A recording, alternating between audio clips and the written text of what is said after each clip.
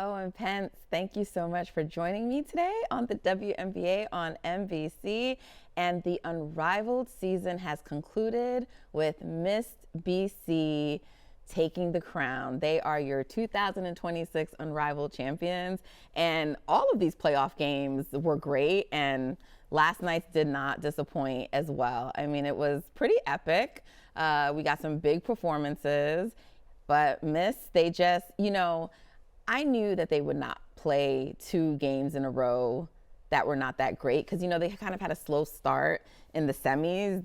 They honestly almost lost. Like, I still in a way think that Breeze should have been in this championship game. And so I was like, there's no way you're gonna get a second, sketchy game from them. And I really thought in this matchup that Phantom BC would feel the loss of Aaliyah Boston more. Totally. It was very evident the lack of depth that Phantom had versus all five players for Mist being incredibly on point. That was the rotation that was the most complete. It was the most complete all season. And ultimately, with Nafisa Collier missing this Unrivaled season, Breanna Stewart is the best player at Unrivaled. And she played like it. And I think if Aaliyah Boston, who I voted for as MVP of Unrivaled, was playing, then the Phantom win the championship. But with the rotation shortened, it wasn't going to happen. They didn't have enough depth to stop Stewie inside. No, she had a mismatch every time, and she was taking advantage of it. And Aaliyah Boston, like when they match up, Aaliyah gives her some problems. So, without that, and when you think about it, it's not just Stewie, right? I mean, obviously, Breanna was incredible last night, but they still had Alicia Gray, they have Arike, they have those are some of the top players in the league. Alana Smith, who has been great in these last couple of games, and so they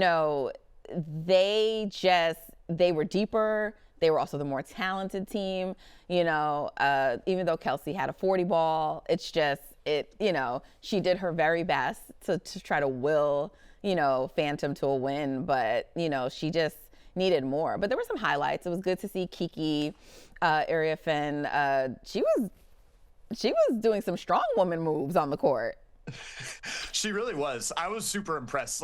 It was too much to put on Kiki Iriafen's shoulders to have her be the only big on this team. Michaela Timpson didn't get in the game, and with no Aaliyah, that meant that it fell entirely on Kiki's shoulders to be the person manning the front court.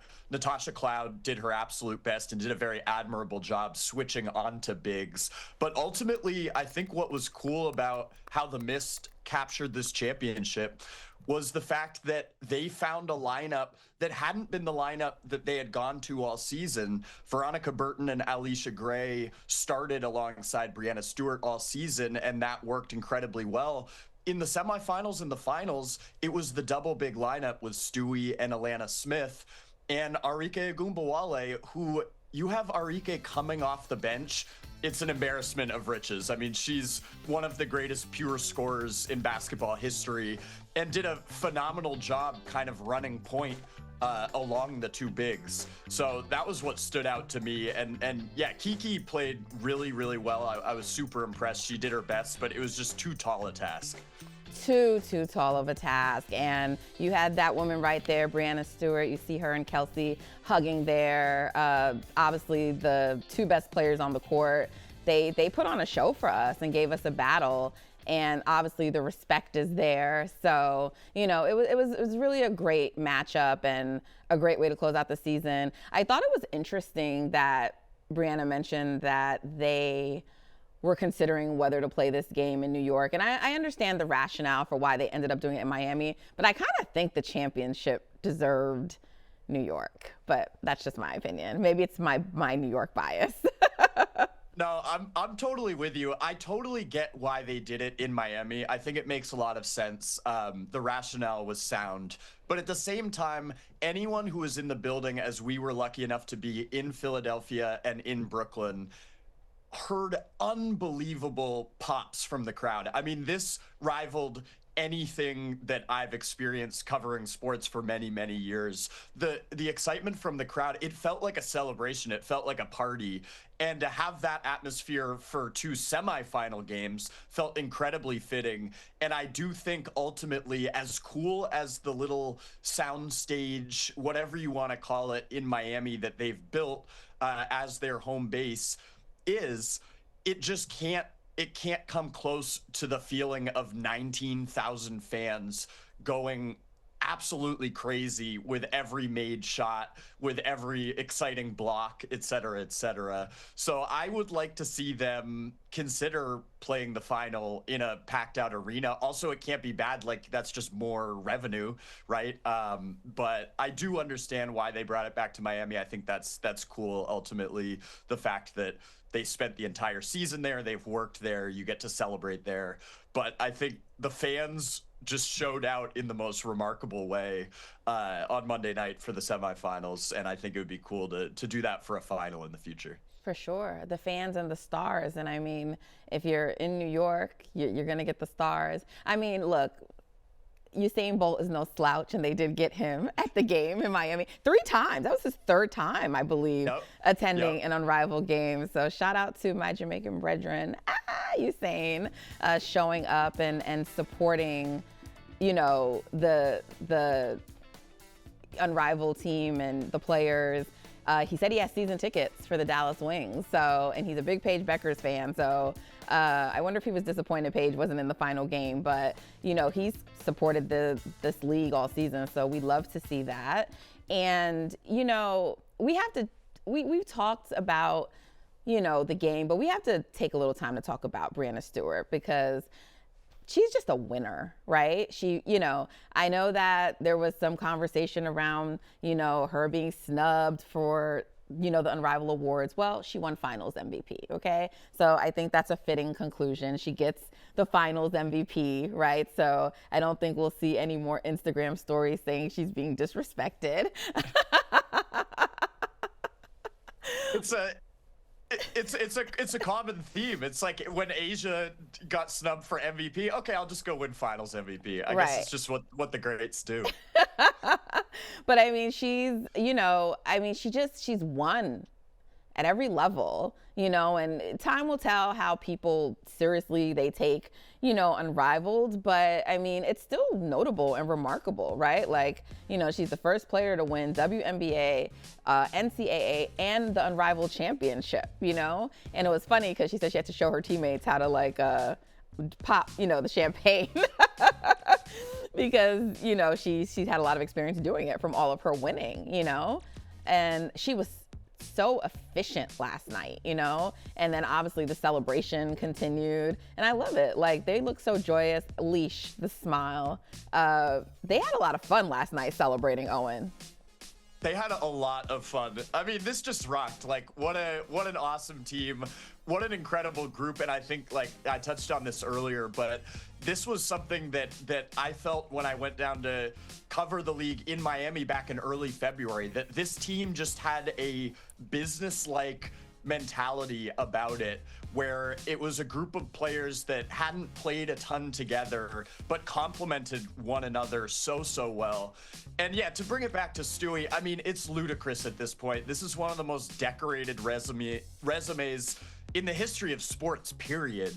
And I do think Unrivaled matters. Sure, it's not going to compare to winning a WNBA championship or to winning March Madness, but watching her level of play, especially these last 2 games, that is peak Breanna Stewart basketball. It doesn't matter if it's 3-on-3 with a shortened court, whether it's 5-on-5 with the normal court.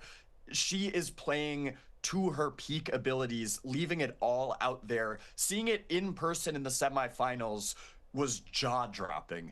It was peak 2-way Stewie. And the coolest part, in my opinion, was that she got off to a rough start in the semifinal game from a shooting efficiency perspective. By the 4th quarter, she was finishing at the rim so in such acrobatic fashion, just getting the layups up there in whatever way necessary, was an absolute menace defensively. I mean, Paige, who was unbelievable in the semifinals and the whole season and is an incredible player, was having a real difficulty getting her shots off because Stewie was swatting everything. And then to have the turnaround, to have to fly back to Miami, only 1 day off, and she missed 4 shots. She scored 32 points and only missed 4 shots. She was hyper efficient, for sure. Hyper efficient, elite defense. I mean, there's just you could go on and on with her greatness. It's words can't do it justice. Yeah, I mean, 11 of 15 is ridiculous, and I didn't even realize. I don't think that she got to 32 points because, I mean, I knew she was really efficient, but everyone was sort of, or at least the broadcast was talking a lot about all the points that Kelsey was scoring. And like I said, she ended up getting to 40. So, I mean, this is just a ridiculous stat line from a great, when you consider the other talent that's around her on that team. Yeah, it's unbelievable. Yeah, well, look, I think it's safe to say that Unrivaled had a second successful season. And there was a lot of, chatter around their ratings and stuff like that. But ratings are a funny thing. So, hopefully at some point we'll get like updated data on the ratings. But I think the revenue tells a story. We already learned that in Brooklyn, they generated 1 million, at the gate. And then, the commissioner gave us some more numbers around like just their revenue, over the season. And so it was like a nice little breakdown that she provided that really gave insight on, how they're doing. So merchandise, 4 million. It's 100% increase, Owen. Ticketing, 5 million. Their total revenue was 45 million. That's a 66% increase. I mean, you cannot tell me that women's basketball is not on the rise. And if Unrivaled is doing this, imagine what the WNBA is doing, And so she said it's a natural byproduct of putting the players and the fans first. What do you think about that, Owen? I'm so happy to hear it. It couldn't come at a better time. And I've never understood the people who want Unrivaled to fail. I mean, this is an incredibly fun league. It's player forward and it's absolutely thriving. It's undeniable. The numbers show it right there. The crowds showed it both in Philadelphia and in Brooklyn.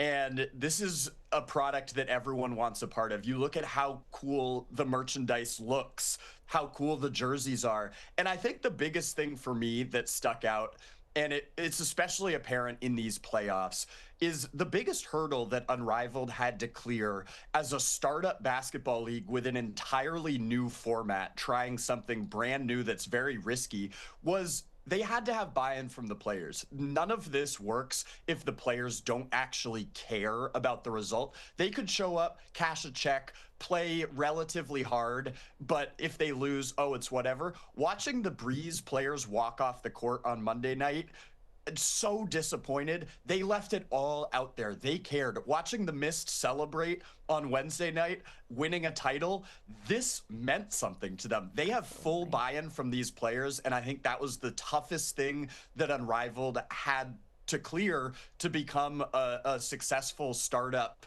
new league, and they've absolutely knocked it out of the park. Absolutely. That's an excellent point for us to end on. And yes, you did mention merchandise. Just want to Yep.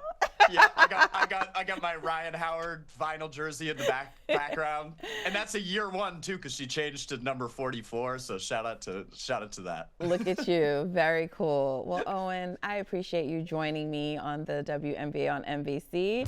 Guys, make sure you tune in and subscribe to our YouTube channel, the WNBA on NBC, so you do not miss out.